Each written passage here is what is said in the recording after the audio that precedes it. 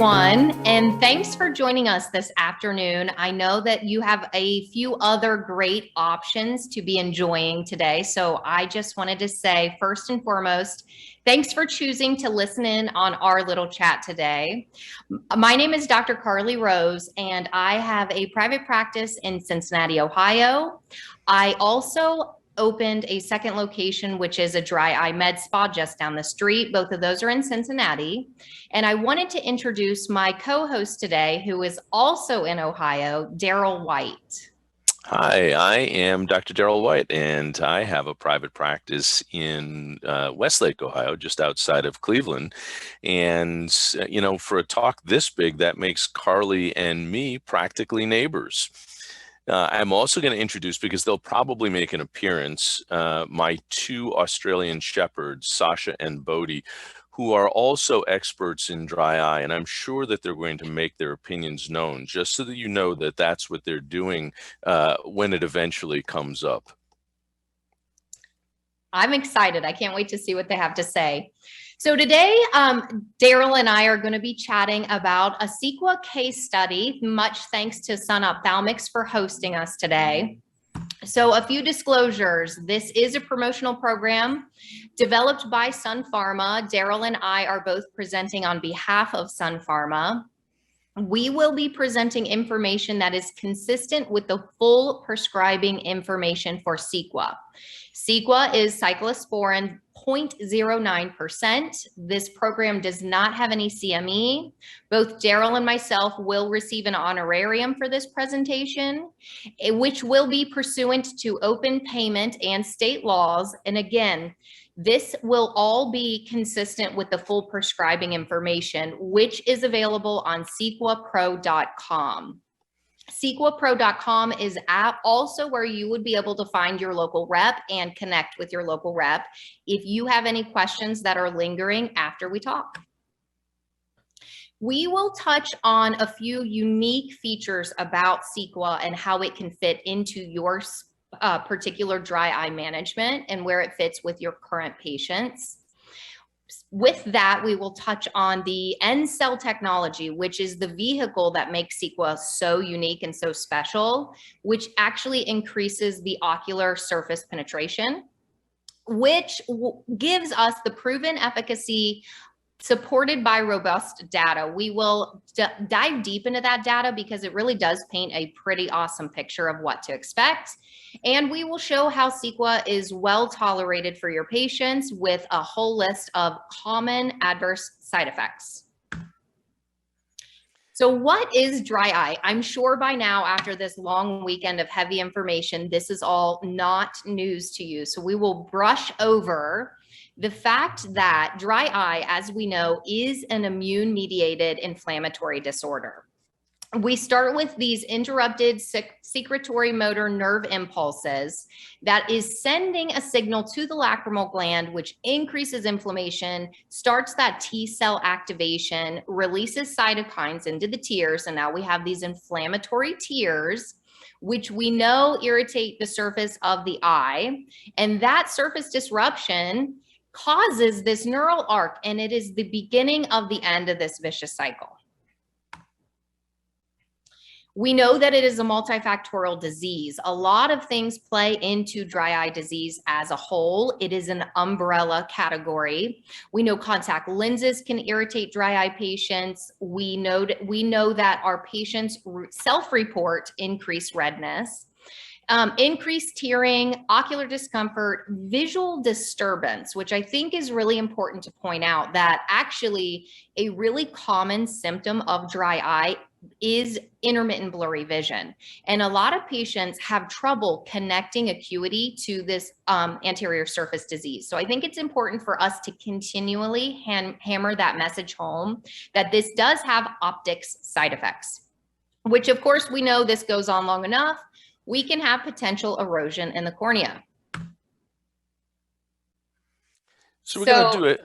We're Go going to on. do Go a on. we're going to do a case study today, and this one of the cool things about the case studies that we get to do is the doctor who presents gets to choose many of the aspects of the case study. So Carly and I have a study that we're going to do together that is a pretty typical person who's coming to the office. And this person, to make sure that there's no question that there's dryness, is going to have pretty much everything that we know about. So I'll lay out some of the presentation aspects, and then we'll talk about the assessment together, and Carly will lay out our plan, and then we'll get back together to do the discussion. So if we start in section 1 with the subjective presentation, our patient, let's call him Carl. Carl is a gentleman who is kind of in the beginning of middle age. He's a truck driver. He's got all kinds of things that we know are risk factors for dryness. He likes to read, he plays cards. He's a truck driver, so he's got the defroster going all the time. Sadly, Carl is also a smoker. He's taking some medications that are risk factors. He takes diuretics because he has hypertension. He's got allergies, and so he's on chronic antihistamines. He has diabetes and has some arthritis, and unfortunately, arthritis comes from not being very active. He's got a bunch of symptoms from dry eye and has been taking Restasis that he got elsewhere, as well as artificial tears. He's got tearing, he's got burning, he's got some light sensitivity, and then as Carly pointed out, the visual symptoms from dryness are usually the big deal thing. He has fluctuating vision. I tell everybody in my office, if somebody comes in and they complain of blurred vision, they have dry eye until proven otherwise. Dryness is such a common cause of blurred vision that I think it's probably the second most common cause of blurriness in all of our practices. The only greater thing that causes it is patient forgot to put their glasses on. And I don't know about you, Darrell, but some of my patients, that is their only symptom. So it really does take having a deep conversation, similar to one we would have with glaucoma, in convincing that this patient that they essentially have this symptomless disease, when they may be under the impression that they, like you said, they might just need glasses. Totally. And that's why we're preparing them from the minute they hit the front door. If they're complaining of blurred vision, among the things that the people on the phone, the technicians, anybody who's seeing this patient is talking about right from the beginning is, well, it might be dry eye. So we're going to be looking at some of the things that we do to try to figure out if you have dryness. So if we look at his objective findings, looking at his lid margin, we see that he's got some meibomian gland disease. I know that there have been a couple of other talks this weekend about diagnostics and treatments for meibomian gland disease. He's got reduced visual acuity. He has some fluorescein staining. And if you look carefully at that blinking eye, you can see that the lower third of that cornea has some obvious fluorescein staining. Now, we don't always do lissamine green staining, but of course, for the purposes of demonstration, we show that he's got really obvious staining on his conjunctiva. And that's where you're looking for it when you're looking for the lissamine green staining. We see fluorescein on the cornea, we see lissamine green on the conjunctiva. Then, of course, tear film debris from the meibomian gland disease, and he got the full court press. He got meibography, some transilluminated photos, and you can see that he's got some truncation of the meibomian glands and some obvious obstruction on those meibomian glands in the bottom left slide. If you express, you'll see that it's super thick. That expression should look more like peanut oil, and Carl has something which looks much more like Crisco. And, I think it's really telling. The fluorescein stain blink video shows this incomplete blink, which leads to that thick line of mark staining. So it really does just tell the whole story here. And he is not a mystery at all. He Right. comes in just stamped, I have dry eye and I need to be treated. The treatment that I'm undergoing right now is not completely enough taking care of my symptoms and the rest of my life. Exactly. So what do we know about Carl here? We know that he has this systemic involvement. He has autoimmune conditions. We know he has systemic inflammation. He is insulin resistant diabetic. So we know he has this metabolic disease. We know that he does not have a great blink. We have that nighttime exposure, that inferior corneal staining that Darrell was touching on. His oil glands are subpar. He has this ocular rosacea, this brewing redness, that brewing burning. And then he has that harsh environment you were talking about with the partial blinks not exacerbated by the heat and air in the truck, right? He's just a perfect setup for everything that we see when patients come in. So what do you think, Carly? What do we want to do? He's on some treatment already, and he's coming in, and he's not untreated, but clearly we've got some room to maneuver to make him feel better. What do you think? Well, we do have a ton of options here. We know we have to have the diet and lifestyle modification conversation. We're probably going to have to talk to Carl every time he comes in about, are you drinking enough water? Have you thought about stop smoking? Are you blinking? Are you sleeping? Of course, limiting near work, working on blink exercises, changing any cosmetics or lotions he's using now that may irritate even more. Change his contact lens habits if necessary, if possible. We can work with his primary care physician that has him on all of these medications. I just think that is going to be one of the harder things, the harder ways to tackle this beast, because we know he also needs his blood sugar well controlled. Some other options, punctal occlusion, IPL, any kind of thermal pulsation, some thermal evacuation of those oil glands. We know we need to work on those. Possibility of biologics and amniotic membranes, scleral lenses. Again, with this at-home lifestyle modification, we can talk about at-home therapies like tear supplements, which Darrell, you said he has tried and failed. Hot compresses, nutraceuticals, lid wash. And listed as an option are topical corticosteroids, CEQUA, lifitegrast, testosterone, autologous serum, antibiotics. Because remember, Darrell, you already mentioned that he has failed Restasis previously. So Darrell, what are you thinking for Carl here specifically? I'm thinking that there are some pretty straightforward things we can do and pick out of that exhaustive list. When I'm thinking about creating a treatment plan for somebody, I think of it kind of like building a house. And we can shore up Carl's foundation at the same time that we're adding on some nice features to the house. So, working on his diet a little bit, thinking about getting some omega-3 fatty acid supplementation, either with reesterified fish oil or with a plant-based type of omega supplement. Clearly doing some blocking and tackling, using an oil-based artificial tear, getting some heat on his eyelid, whether we use warm wet compresses or use something that goes in the microwave, and then some lid scrubs. I like using pre-medicated pads rather than using what we used to be standard care when I was much younger with the baby shampoo, because the baby shampoos are such a wild card now. You just don't know what you're getting. We used to be able to tell people, get Johnson's baby shampoo. It really is the most mild. If it's good enough for your grandchild, it's good enough for you. But it seems like nothing has really, everything's changed. If you want to get really fancy, If you have the opportunity in the office, doing IPL is just brilliant for folks like this. And then we come to the really interesting thing when we think about topical immunomodulator therapy.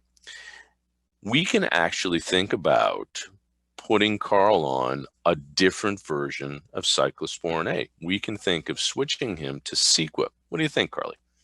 Well, firstly, I think it's so perfect that you use the house metaphor, because I use a roof of the house metaphor, and I say, which is even more perfect because Darrell and I were chatting before we hopped on here about the Ohio weather, and he is about to be hit with gale force storms.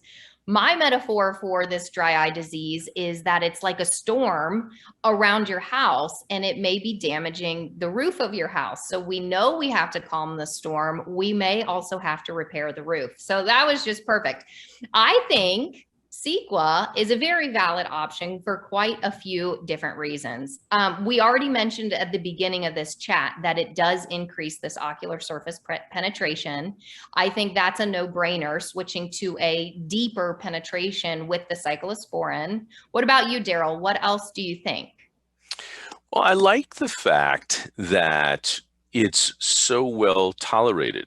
Sometimes the challenge with other available forms of cyclosporin, given enough time, they actually tend to work, but they can be a little bit harder to tolerate. Not sure if that's Carl's problem, but we know that Carl still has some inflammation on the surface of his eye based on the fluorescein and the lissamine green staining. The fact that there's such deep tissue penetration with CEQUA, the way it delivers the cyclosporin, makes me quite optimistic that it's a very reasonable next step to go. So, Carly, teach us a bit about cyclosporin and the way that it's delivered by CEQUA. Tell us a little bit about what makes CEQUA stand apart. So basically, why can we almost double the concentration, get up to triple penetration even with the same concentration, and it still be more comfortable? So like we touched on, we have this N-cell technology, which is pretty innovative, and that is the crux of what we're about to chat about.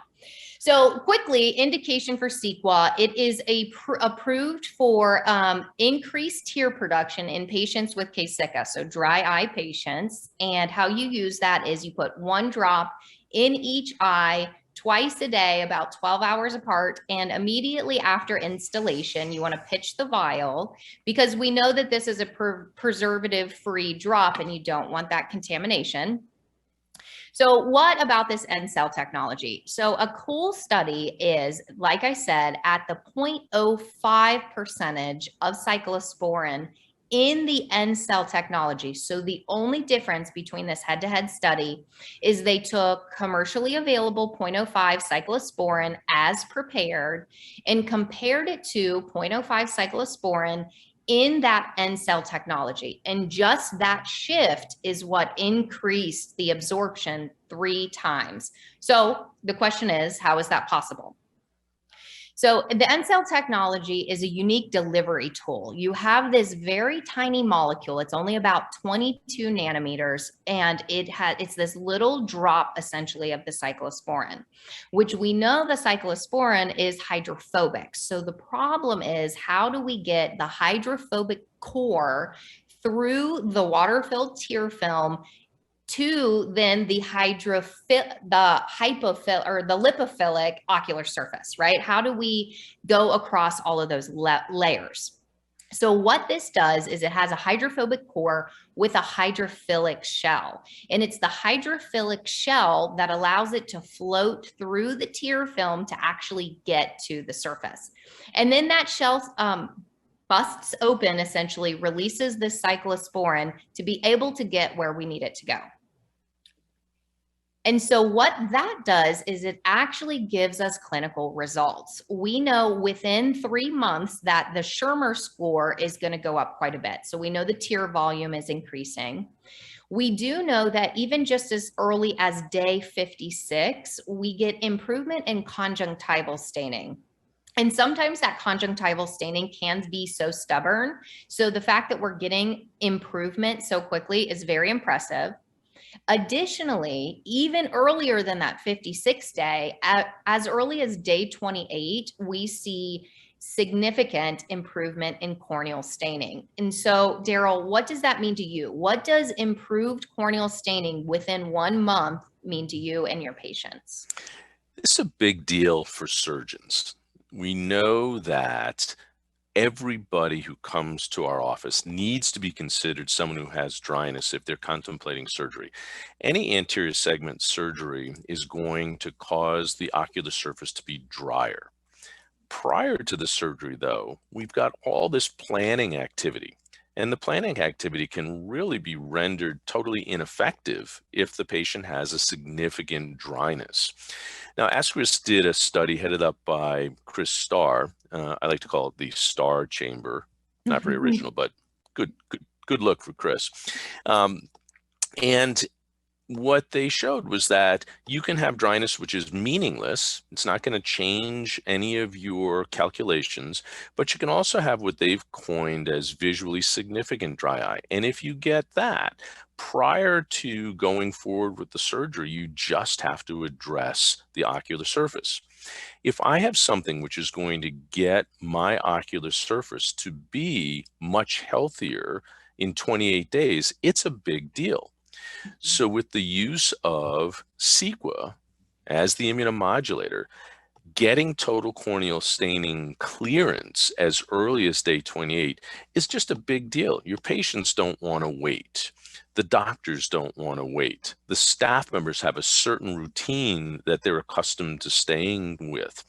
And at some point, sometimes the patients just rebel. They say, hey, I got to get this cataract out. I've got to be seeing well. Or, I came to see you because I was done with glasses and contact lenses. When are we going to get on the LASIK PRK smile train? And so the fact that it happens quickly is actually a very big deal for surgeons and optometrists who are supporting a surgical practice, people who are doing pre-op work, people who are co-managing. It's the same thing, whether you're an ophthalmologist or an optometrist. Speed is of the essence when we've got perioperative dry eye. So that's a big deal. That's a really, really big deal, Carly.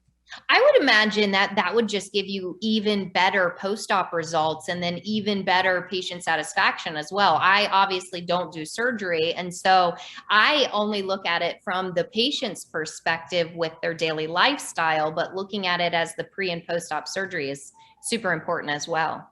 I think the post-op aspect is a big deal because if you don't get the outcome you expected, if there's a surprise, then it just makes for a lot of challenges going downstream. Eric Donenfeld has a really famous saying, which I've said so many times, people think it's mine, but I like Eric, so I won't steal it from him. If you diagnose the dry eye preoperatively, it's the patient's problem. If you diagnose it primarily postoperatively, it's your problem. That makes sense. That definitely makes sense. And there are all kinds of doctors out there who are doing mostly postoperative care who get ambushed if the dryness is first showing up postoperatively. Well, let's talk a little bit about the safety and tolerability of CEQUA. With all of the immunomodulators, the biggest deal thing from a side effect standpoint is discomfort. With CEQUA, there were about 24% of patients who had some discomfort at the site of installation. However, almost 21% of them had only mild discomfort. When patients were queried about it, they said, yes, it stings a little bit, it burns a little bit.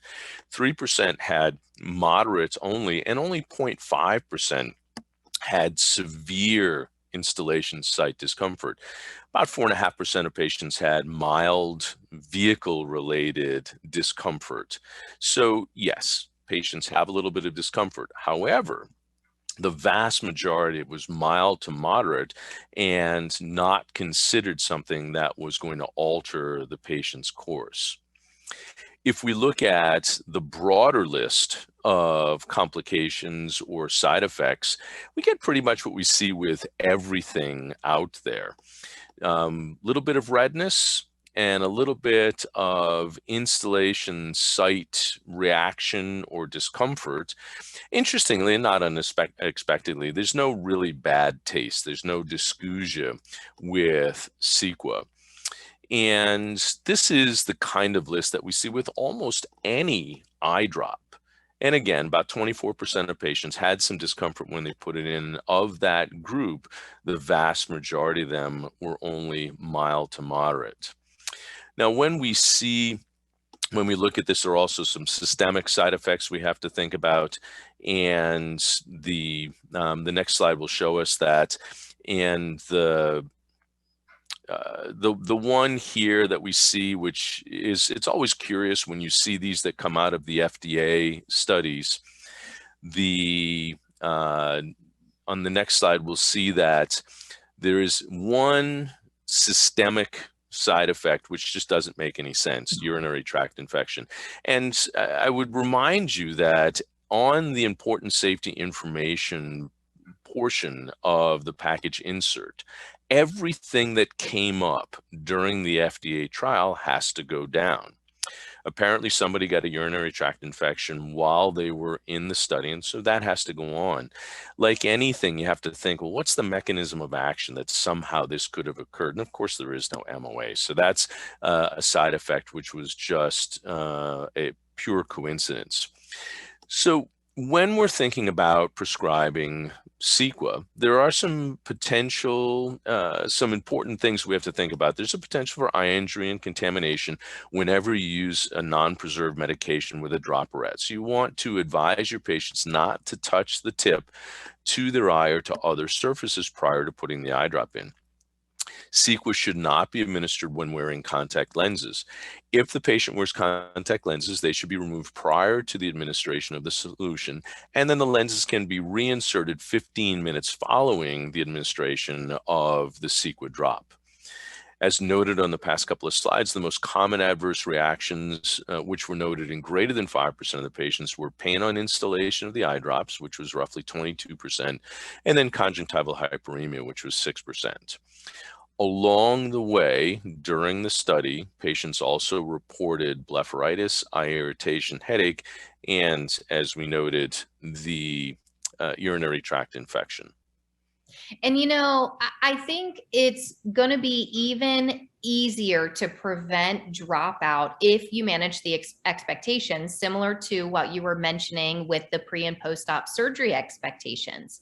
If you get ahead of it, if you tell the patient it may burn, that is very common. You are not damaging your eye. If it feels like that, you are safe. That helps a lot. And then when they get to the follow-up, they have been compliant, and then you can know if it's really working. I tell everybody it's going to be them.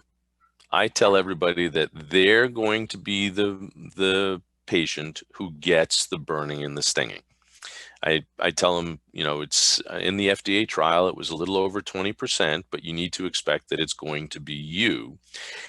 As long as it's not excruciating pain, which it almost never is, and as long as it doesn't remain with you so that it interferes with your day, one of the advantages is, you know, you got the stuff in.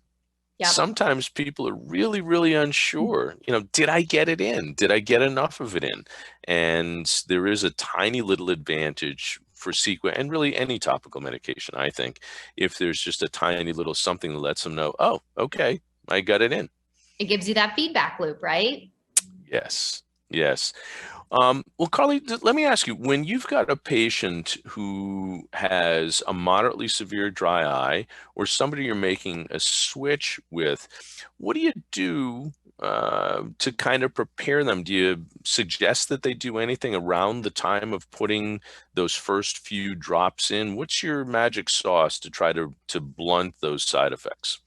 Well, if we talk about Darrell specifically, or I'm sorry, Darrell, if we talk about Carl, our patient specifically, how do you manage the expectation with, he's probably going to present a little bit frustrated. Well, doc, I'm already taking a cyclosporin. Why are you making me go back to the pharmacy, get something different? Is it going to work?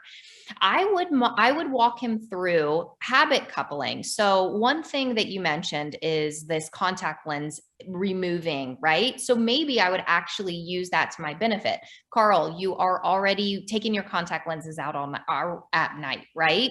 Let's remember to put your drop in immediately after. So hopefully he does not have to remember an extra step in his routine. And then I do walk him through. It's likely going to burn. It may improve over time. You've got to stick with it. We will only know if it's going to work if we try. And I need to see you back a couple months later to see if our efforts are not in vain. And like you said, it's your disease to manage. And if you want to do this together, I need your work at home. And let me know. Let me know if you're having trouble, and then we can walk through, put them in the fridge, keep them cooler. That might help the installation irritation. Or we may need to RX a topical steroid to calm the inflammation even more, because he was a red, angry eye, super inflamed eye. So we may have to stack some pharmaceuticals together. We touched on IPL, we touched on the home therapies. All of those play into it. And I don't know about you, what I have found is the ones that can stick with it and stick with the home therapies, these adverse effects won't stop them from pursuing the medical treatment course of action. I like the fact that he's on artificial tears already. And if we switch him over to an oil-based artificial tear, he's already paying attention to his tears. And I think that putting a teardrop in 5 to 10 minutes before he uses the CEQUA often makes it even less likely that there'll be any side effects.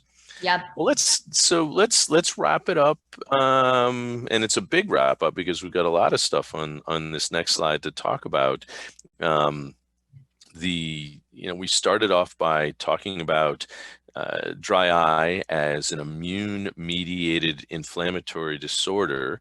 And Carly, you talked about that feedback loop between the lacrimal functional unit and the brain stem.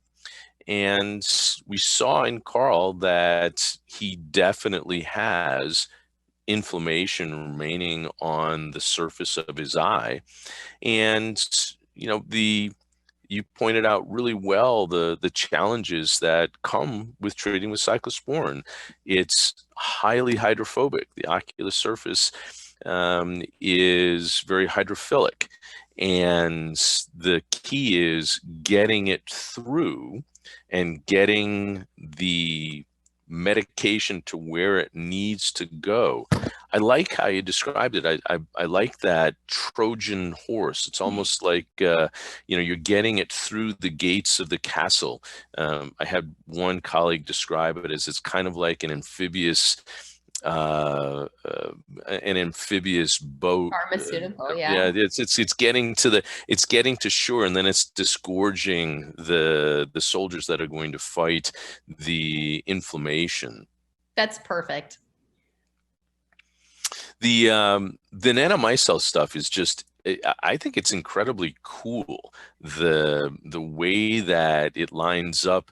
I think of it kind of almost as if you have a countless number of little magnets surrounding the cyclosporine molecule, except instead of positive and negative poles, you've got that hydrophobic and hydrophilic pole. And it's just very, very elegant.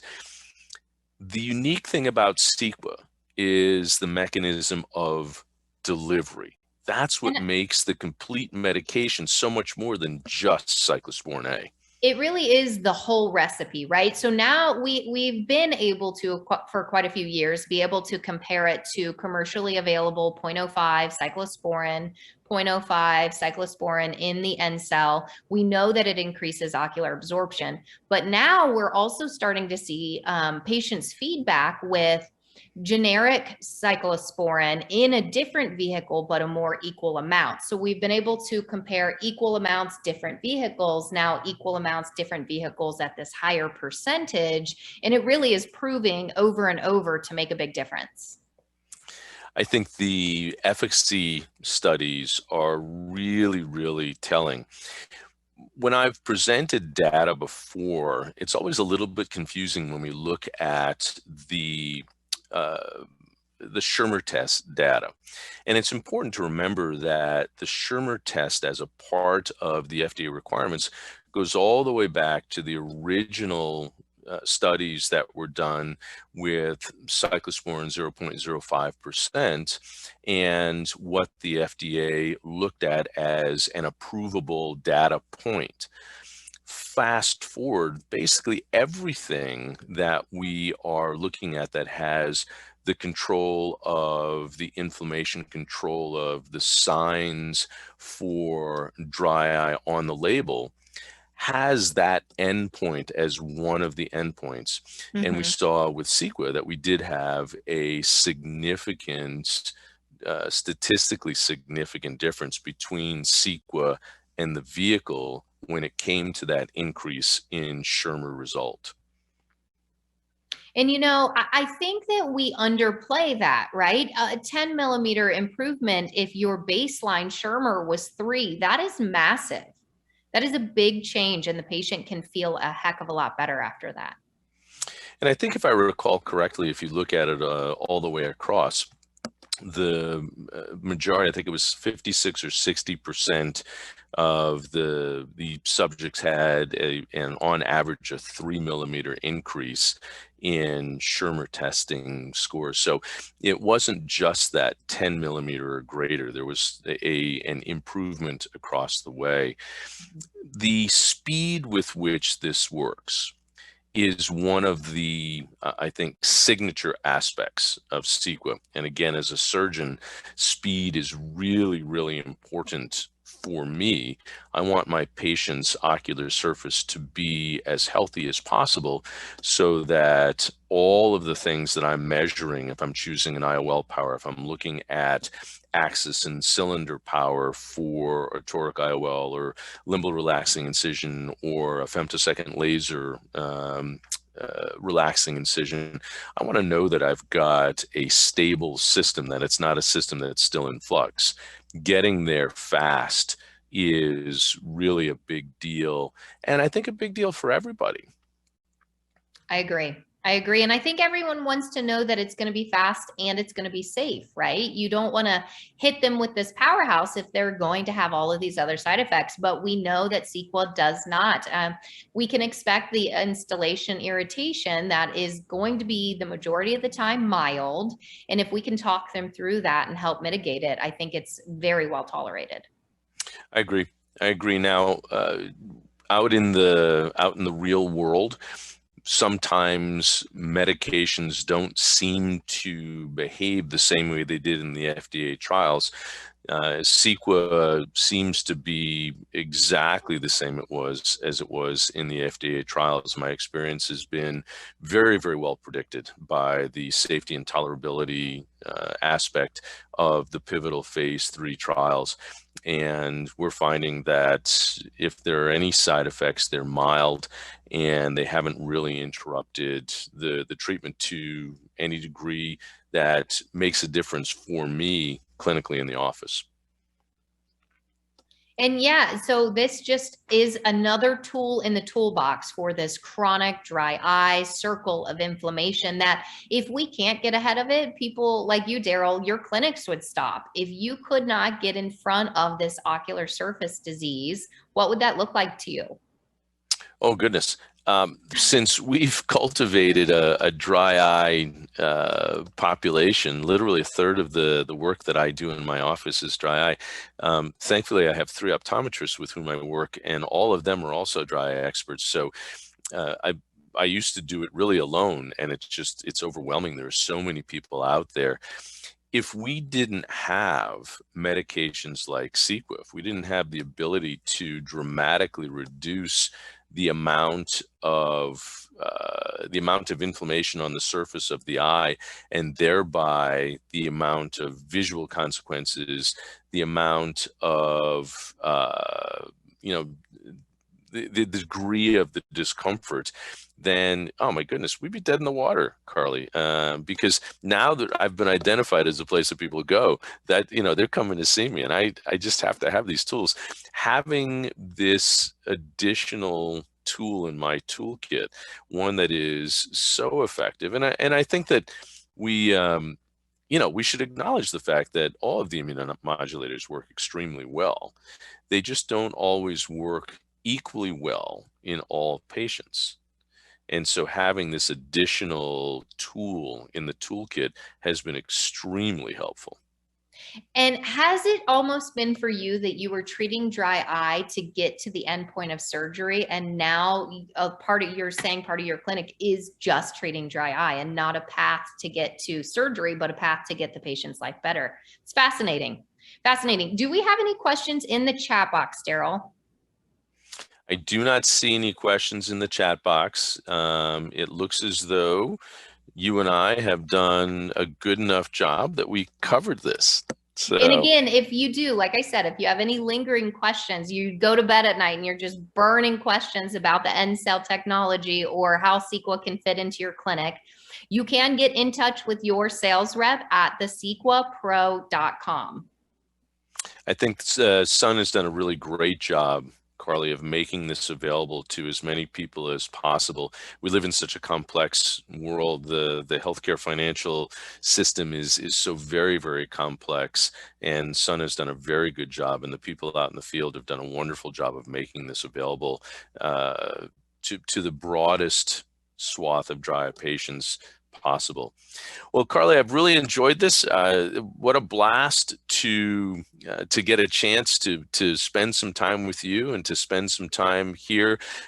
Kudos to Dr. Durker for this wonderful platform. This was really a blast, and I sure hope I get invited to do it again. And no matter where, I hope I get invited to do it with you again. I agree. And I must say that I think Ohio is having a bit of a moment with the Super Bowl, and both of us being here together from Ohio, I must say we're slowly putting it on the map. Thank you. This was great. Thank you, guys. Thank you very much. We appreciate being here, and I hope everybody enjoyed it as well.